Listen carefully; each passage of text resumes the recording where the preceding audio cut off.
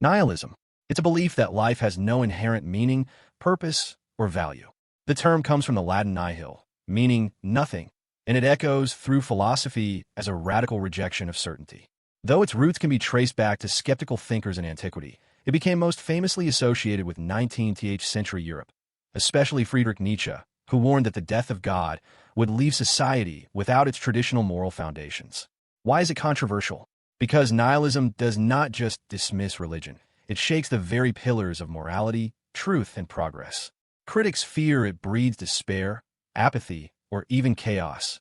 If nothing matters, why act at all? Its darker cultural shadows were sometimes linked with violence or extreme politics in 19th century Russia, where nihilists became a label for radical movements overturning tradition. But nihilism's story doesn't end in despair.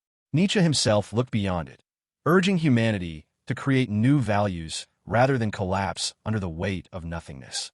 From this core crisis, meaninglessness, sprang existentialism, absurdism, and countless modern debates about value, freedom, and authenticity. Long-term, nihilism has left an imprint not only on philosophy, but also in literature, art, psychology, and even internet culture. Today, it lives on as both a serious intellectual challenge and a kind of ironic shrug in memes, symbolizing the tension between human longing for meaning and the stubborn silence of the universe. Machiavellianism. It stems from the writings of Niccolò Machiavelli, a 16th century Florentine diplomat best known for his political handbook, The Prince. Living in a time of ruthless power struggles between city-states, he stripped politics of idealism and looked at it as it was: raw, unstable, and often violent. At its core, Machiavellianism argues that a ruler's priority is maintaining power and stability, even if it requires lies, manipulation, or cruelty. To govern effectively, one must be pragmatic rather than virtuous. The ends, he implied, can justify the means. Why is this so controversial? Because it shattered the traditional belief that leaders should be morally righteous, guided by religion or classical virtues. Instead, Machiavelli depicted politics as a separate sphere where survival and effectiveness matter more than goodness. That view branded him a villain to many, with Machiavellian quickly becoming a synonym for cunning deceit. Yet history proved his insight enduring.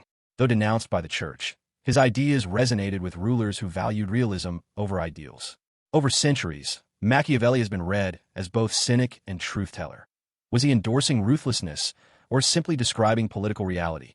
Today, Machiavellianism echoes beyond monarchs and emperors. The term still haunts boardrooms, campaign strategies, and psychology, where it defines a dark personality trait centered on manipulation. His blunt realism remains controversial, but also uncomfortably useful, making Machiavelli one of the most enduringly relevant political thinkers in history. Determinism. It's a view that every event, choice, and action is the inevitable result of prior causes. From the motion of galaxies to your decision about breakfast, the chain of cause and effect leaves no room for genuine freedom. To strict determinists, free will is nothing more than an illusion. The idea isn't new. It echoes in ancient Stoicism, which saw the universe as ordered by fate, and in early Islamic and Christian debates about divine foreknowledge. But it grew especially powerful with the scientific revolution. As Newton revealed laws of motion and physics, many thinkers imagined a clockwork universe, where if you knew all the conditions, you could predict the future like gears in a machine. Why is this controversial?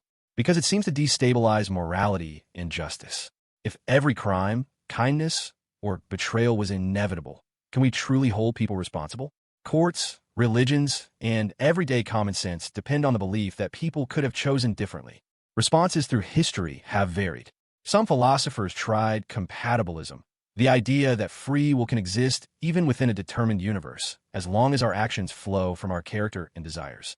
Others doubled down on indeterminacy, pointing to quantum physics, chaos theory, or plain intuition as evidence that freedom must exist somewhere.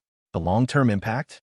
Determinism continues to challenge not only philosophy, but modern neuroscience, where discoveries about brain states suggest our sense of choice may come after the brain has already decided. Whether that unnerves you or feels liberating, determinism keeps alive one of the deepest questions about what it means to be human. Utilitarianism is a moral philosophy that judges actions by their consequences. The best choice is the one that produces the greatest happiness for the greatest number. Though its roots reach back to ancient hedonistic thinkers, It was fully articulated in 18th and 19th century England by Jeremy Bentham and later refined by John Stuart Mill. Bentham envisioned a hedonic calculus, almost like moral mathematics, where pleasure and pain could, in theory, be measured and weighed. Mill adjusted this by distinguishing higher, intellectual pleasures from simple bodily ones, warning that not all happiness is equal. Together, they offered a vision of ethics grounded not in divine authority, but in human well-being. Why is it controversial? Because utilitarian reasoning can produce unsettling results. If sacrificing one person saves 5, does morality demand it? What about limiting individual rights for the happiness of the majority? These uncomfortable trade-offs haunt everything from trolley problem thought experiments to debates over surveillance, war, and healthcare. Yet utilitarianism's influence has been enormous.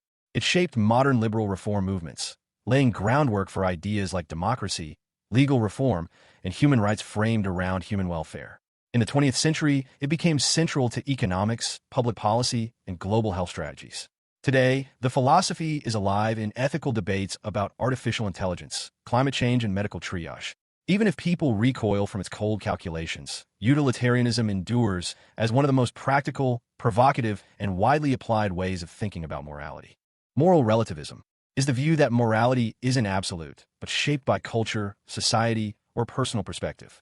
What one group defines as virtuous, another may see as taboo. Its roots can be traced to ancient sophists in Greece, but it became especially influential in modern anthropology, where studying diverse societies revealed radically different moral codes. The core idea sounds simple. Morality is relative to context.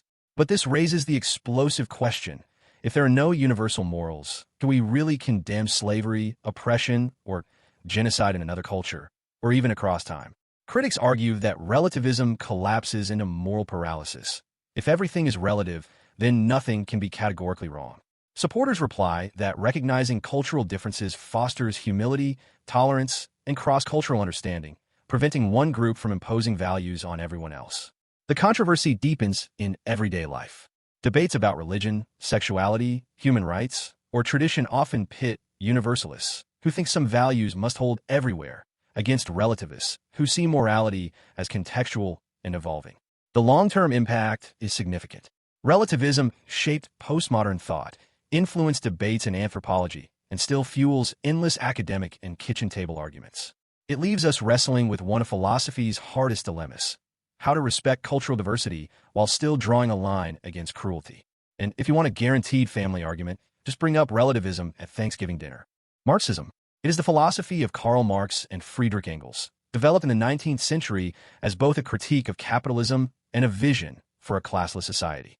At its heart is the belief that history is driven by class struggle, the perpetual conflict between those who own the means of production, the bourgeoisie, and those who sell their labor, the proletariat. Capitalism, Marx argued, is inherently exploitative, enriching the few while impoverishing the many. Why is it controversial?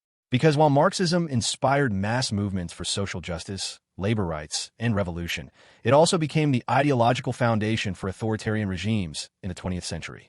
For some, Marxism represents liberation and equality. For others, it conjures images of gulags, censorship, and economic collapse. Key historical outcomes include the Russian Revolution of 1917, the Chinese Revolution under Mao, and countless resistance movements worldwide. These experiments with real communism often deviated from Marxist theories, but left his name forever tied to political upheaval. Despite the controversy, Marx's analysis of capitalism remains deeply influential. Concepts like alienation, class conflict, and historical materialism continue to shape economics, sociology, and political theory. His writings still animate fiery debates in classrooms, parliaments, and online forums today. In the end, Marxism endures as one of the most polarizing philosophies in history. To some, a dangerous utopian dream. To others, the clearest lens through which to view inequality and power. Social Darwinism. It takes Charles Darwin's biological idea of survival of the fittest and applies it to human society. Emerging in the late 19th century, especially through writers like Herbert Spencer, it suggested that competition between individuals, classes, or nations was natural, and that helping the weak interfered with progress. Why is it so controversial? Because this philosophy was used to justify racism, colonialism, and extreme economic inequality. If poverty or oppression could be explained as natural selection, then societies could rationalize exploitation, empire building, and neglect of the disadvantaged as part of evolution's order. Social Darwinism also fed into early 20th century eugenics movements, which sought to engineer better populations with devastating consequences. Historically, it became intertwined with imperial expansion, where powerful nations claimed a right to dominate less fit societies. At home, it reinforced class divisions by suggesting the rich and powerful had earned their position biologically or morally. The legacy of social Darwinism is largely negative. Today, it's seen as a cautionary tale of misapplying scientific theory to ethics and politics. While evolution remains a cornerstone of biology, its misuse in the social and political realm exposed the dangers of dressing prejudice and inequality in the costume of natural law. Its lesson endures. Science can illuminate the natural world, but when distorted into a moral philosophy, it can fuel some of history's darkest chapters. Absurdism, developed by Albert Camus in the mid-20th century, begins with a clash. Humans desperately search for meaning, but the universe offers none. This tension, the longing for order in a silent, indifferent world, is what Camus called the absurd. Why does this unsettle people? Because unlike religion or traditional philosophy, absurdism promises no higher purpose, no divine comfort, no final answers. To critics, it looked like a bleak philosophy of despair. Yet Camus turned it into something radically different. Instead of collapsing into nihilism, he urged people to face the absurd honestly and live fully in spite of it. His iconic example is Sisyphus, condemned to roll his boulder forever, yet imagined by Camus as joyful, because even in futility he claims his freedom. This rebellious defiance became absurdism's heartbeat. Life may lack inherent meaning, but that very absence gives us the chance to create our own. In the decades since, absurdism has shaped literature, theater, and modern existential thought. It inspired theater of the absurd, novels steeped in alienation, and an enduring cultural mood of stylish despair mixed with stubborn vitality. Today, it fuels debates on meaning in secular societies, inspires existential optimism, and echoes even in pop culture and internet humor. Its legacy is paradoxical but powerful, a philosophy born from meaninglessness that champions radical freedom, rebellion, and the courage to keep living joyfully in an absurd world. Postmodernism emerged in the mid-20th century as both an artistic movement and a philosophical critique. Thinkers like Jean-François Lyotard, Michel Foucault, and Jacques Derrida challenged the optimism of the modern era, the belief that science, reason, and progress could deliver universal truths. Instead, they argued that what we call truth is often shaped by culture, language, or systems of power. Lyotard famously described postmodernism as incredulity toward grand narratives, meaning suspicion of sweeping stories like enlightenment, progress, or even objective knowledge itself. Why is it so controversial? Because critics claim it undermines objectivity and reason. If truth is always relative to perspective or discourse, can we still defend science, human rights, or shared realities? To supporters, postmodernism unmasks hidden biases and opens space for marginalized voices. To detractors, it paves the way for cynicism, relativism, and endless alternative facts. Beyond philosophy, its influence spread widely in literature, painting, architecture, media, and cultural theory. Postmodernism encouraged playful deconstruction, irony, and mixing of styles. It gave us both radical critiques of authority and, some argue, the intellectual climate that fuels today's polarized debates. Its legacy is complex but lasting. Postmodernism didn't kill truth, but it made us question who defines it, why, and for whose benefit. Love it or loathe it, it ensures the very idea of certainty will never again feel entirely secure. Objectivism. It's the philosophy of novelist and thinker Ayn Rand, developed in the mid-20th century. At its core, it declares that rational self-interest is the highest moral purpose, and that laissez-faire capitalism, the full, unfettered free market, is the only system consistent with human freedom. Rand framed reality as objective, reason as humanity's only tool for knowledge, and the pursuit of one's own happiness as the proper guiding principle of life. Why so controversial? To admirers, Rand's philosophy liberated the individual from collectivism, self-sacrifice, and state control. But to critics, objectivism glorifies greed and reduces morality to selfishness dressed in rational clothing. Its harsh rejection of altruism made it one of the most polarizing movements in modern philosophy. Objectivism gained visibility through Rand's novels The Fountainhead and Atlas Shrugged, which dramatized her ideas and iconic characters who stood against conformism and mediocrity. Though largely dismissed by academia, her works sold millions and built a passionate, almost cult-like following. The legacy of objectivism lives on in economics, libertarian politics, and debates about the morality of capitalism. Silicon Valley entrepreneurs, Wall Street executives, and internet forums alike have embraced or attacked her ideas with equal intensity. Love it or hate it, objectivism forces a blunt question that keeps its place in controversy. Is selfishness a vice that destroys society, or a virtue that makes human achievement possible? Anarchism. It's a belief that society can and should exist without centralized government or coercive authority. Rather than chaos, most anarchist thinkers, from 19th century writers like Mikhail Bakunin and Peter Kropotkin to modern activists, envision self-organized communities built on voluntary cooperation, mutual aid, and direct democracy. Why is it controversial? To supporters, anarchism is a radiant ideal of freedom, equality, and dignity, stripping away oppressive hierarchies and state power. To critics, it seems like a recipe for disorder. Without laws or leaders, how do you prevent violence, exploitation, or collapse in the survival of the strongest? Historically, anarchists played leading roles in 19th and 20th century labor struggles and revolutionary movements, from Spain's Civil War collectives to global protests against capitalism and war. The philosophy's association with assassination attempts and violent uprisings at times branded it dangerous, fueling fear and government crackdowns. Yet anarchism's reach has been wider than revolution. It inspired strands of pacifism, environmentalism, and even cultural movements. Its influence can be seen in punk music, grassroots protest, and the iconic circled a graffiti that became shorthand for rebellion. The long-term legacy? Although never realized fully as a political system, anarchism persists as a challenge to authority itself. Whether you see it as utopian idealism or dangerous naivete, it keeps alive the question: do we really need rulers to live together, or could freedom and mutual cooperation guide society instead? Transhumanism.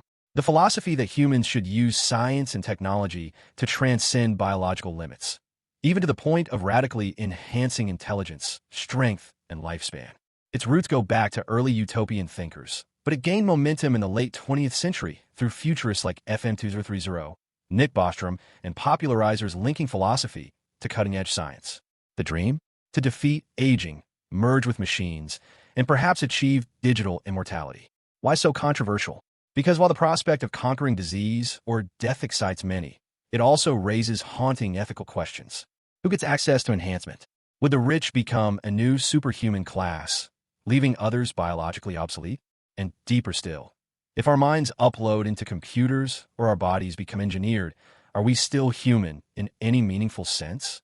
Historically, the movement has been tied to advances in biotechnology, cryonics, genetic engineering, and now artificial intelligence. Critics call it hubristic or dystopian, warning that chasing immortality could erode identity and equality. Admirers see it as the logical next step in evolution, a conscious push toward a better, perhaps eternal, existence. Its enduring legacy is less in settled answers and more in ongoing debates. Transhumanism sits at the heart of 21st century conversations about AI, biotech, and space exploration. Whether utopia or science fiction nightmare, it forces us to confront the biggest question of all: if technology could make us more than human, should it? Eugenics.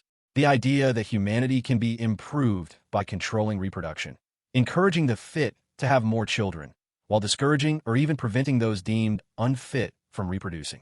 The movement gained popularity in the late 19th and early 20th centuries, especially through figures like Francis Galton, who borrowed inspiration from Darwin's theory of natural selection. Why controversial?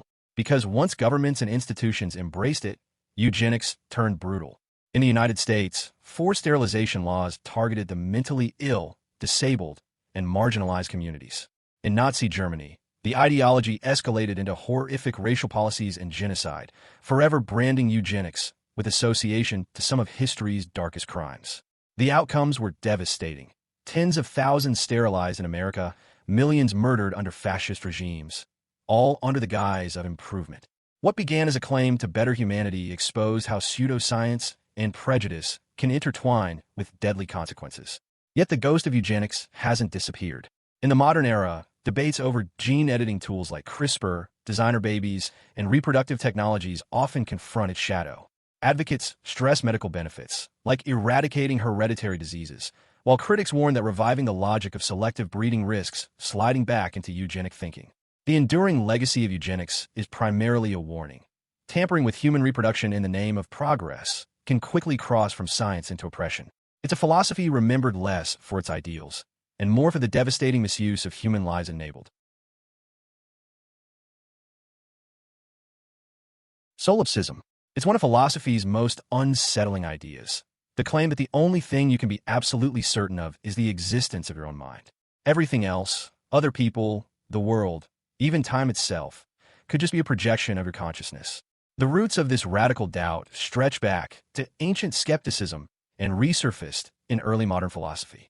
Thinkers like René Descartes worried about deception by illusions or dreams, though Descartes famously grounded reality in "I think, therefore I am."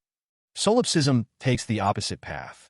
If perception is all we have, perhaps nothing beyond the self can ever be known. Why is it controversial? Because it doesn't just erode trust in external knowledge. It undermines the very basis of communication and morality. If others might not exist, why care about them? At its extreme, solipsism resembles philosophical madness, collapsing the entire world into a lonely mind. Historically, few philosophers have embraced solipsism outright. Most raise it as a thought experiment to sharpen arguments for why reality must extend beyond the self. Yet the problem of radical doubt never fully disappears. In modern times, solipsism echoes in debates about virtual reality, artificial intelligence, and simulation theory. The idea we could all be living inside a vast illusion. Its legacy is less about firm doctrine and more about intellectual discomfort. Solipsism thrives in dorm rooms, late-night debates, and internet forums, forcing us to confront the question that haunts everything. How do you know any of this? Me, you, or even this sentence, is real? Nihilistic aesthetics, Nietzsche's variant. Nietzsche's Beyond Good and Evil pushed philosophy into scandal by proclaiming that traditional morality, especially Christian values of humility, guilt, and self-denial, was a human construction, not a divine truth. In his view, these moral codes restricted life rather than celebrated it. He argued that when we recognize this collapse, we must courageously create our own values, shaping meaning through strength, creativity, and style. Why controversial? Because it seemed to shatter the moral foundations of society. If good and evil are just inventions, what stops humanity from drifting into chaos, cruelty, or nihilism? Critics saw Nietzsche as pulling out the moral rug with nothing stable to replace it. But Nietzsche wasn't advocating despair. He warned against passive nihilism and instead called for a new kind of figure, the Übermensch, who rises above inherited codes to craft a life as a work of art. This idea, life as value creation, even aesthetic design, was radical. It rejected comfort in absolute truths and demanded responsibility to shape one's own meaning. Its legacy has been profound. Nietzsche's work fed directly into existentialism, postmodern critique, psychology, and modern atheistic philosophy. His challenge continues to provoke. Some embrace it as liberation of the human spirit. Others fear it unlocks dangerous relativism. And of course, his words live on in pop culture, from novels and films to the occasional edgy tattoo, reminding us of his central dare. When old certainties collapse, will you crumble into despair, or will you seize the power to create new values of your own?